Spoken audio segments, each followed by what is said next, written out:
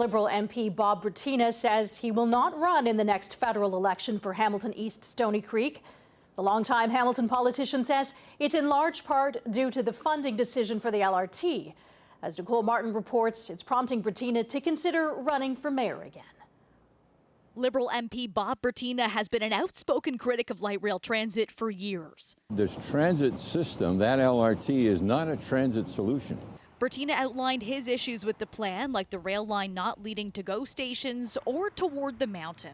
So many areas of the city are not served and wouldn't be served by this LRT. The mountain, Flambrook, Glanbrook, the far end of Stoney Creek. The announcement today comes after the federal and provincial governments already pledged $3.4 billion to build the transit system that will start here at McMaster University and end at Eastgate Square. That does not serve outlying communities.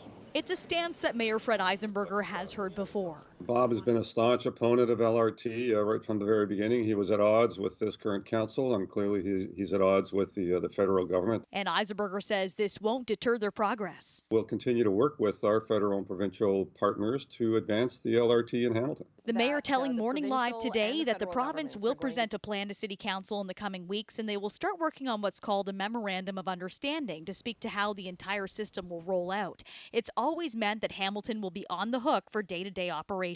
We can look to Kitchener-Waterloo and a lot of other examples how the economic uplift has provided significant tax resources to help offset those operating costs. We're also hoping this is going to increase the property tax base.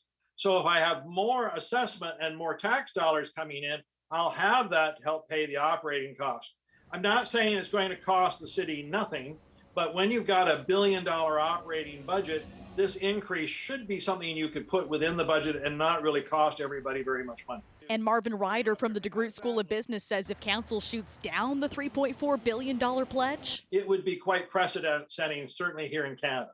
Meanwhile, the move to not seek re-election for Bratina could cost him his government pension, but he may be considering another run for mayor. People have talked to me about running for mayor again.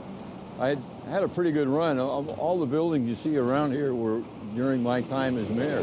The Braley Center, the hotel, those buildings.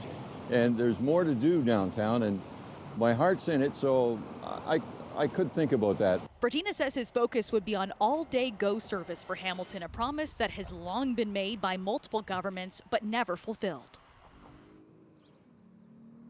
The origins of Hamilton's LRT date back to 2007 with the first environmental assessment. Then in 2015, the Ontario Liberal government pledged $1 billion. 2018, there was a municipal election here, which was seen as a referendum on LRT.